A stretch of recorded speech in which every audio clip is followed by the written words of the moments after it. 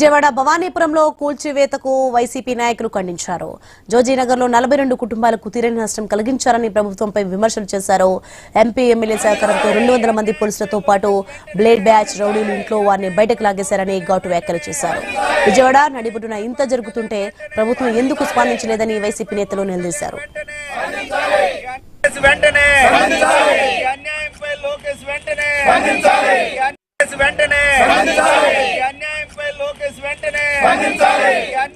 పవన్ కళ్యాణ్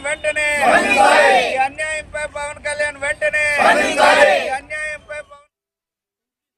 రాక్షస కాండలాగా ఈ జోజినగర్ లోని ఏదైతే 42 ఫ్లాట్స్ ఉన్నాయో తెల్లవారుజామున వచ్చి ఇంట్లో మనుషులు ఉన్నప్పటికీ కూడా చిన్నపిల్లలతో ప్రెగ్నెన్సీతో ఇంట్లో లోపల ఉంటే బలవంతంగా వాళ్ళందరినీ కూడా ఏమాత్రం టైం ఇవ్వకుండా పోలీసులు బ్లేడ్ బ్యాచ్ అదేవిధంగా రౌడీల్ని చాలా మందిని తీసుకొచ్చి ఇక్కడికి వాళ్ళ ద్వారా రౌడీజం చేసి అందరినీ కూడా భయభ్రాంతులు చేసే విధంగా చాలా ద్రోహంగా ఈ బిల్డింగ్లు పడేయడం జరిగింది. వీళ్ళందరికీ కూడా నవంబర్ 4నే డిసెంబర్ 31 వరకు కూడా వాళ్ళకి వ్యవధి ఇచ్చారు సుప్రీంకోర్టు నుంచి.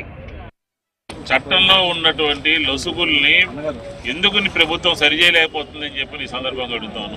నగరంలో కూడా ఎకరాలకి ఎకరాలు అర్బన్ ల్యాండ్ సీలింగ్ ఉంటే దాన్ని కొంతమంది కబ్జా చేయాలని చెప్పి ప్రయత్నం చేస్తాను.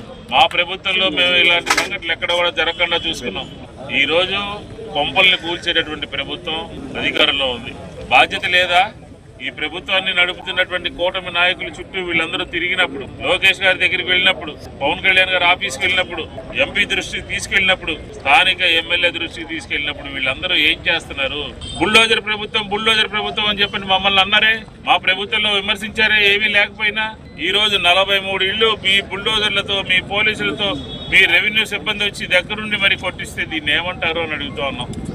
నారా లోకేష్ దగ్గరికి వెళ్ళాము, జనసేన పార్టీ ఆఫీస్కి వెళ్ళాము, అక్కడ ఉన్న వాళ్ళని కలిసాము, మా బాధంతో గారు చెప్పుకున్నాము. కానీ ఈరోజు ఈ రాష్ట్ర ప్రజానికానికి తెలియజేయాల్సింది ఒకటే, ఏదైతే ఈరోజు ఈ సంఘటన జరిగిందో దీన్ని వెనకమాల నారా లోకేష్ ఉన్నారని చెప్పని ప్రతి ఒక్కరి గారు గమనించాలి.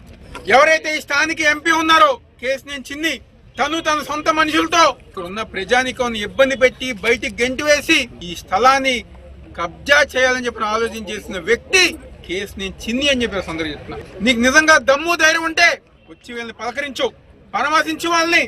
ఎవరైతే డబ్బులు ఇస్తారో, ఎవరైతే కమిషన్లు ఇస్తారో, ఎవరైతే డబ్బులు ఇచ్చి ప్రోత్సహిస్తారో ఈరోజు వాళ్ళకి ఈ ప్రభుత్వం అండగా ఉంది అని చెప్పి నిదర్శనం.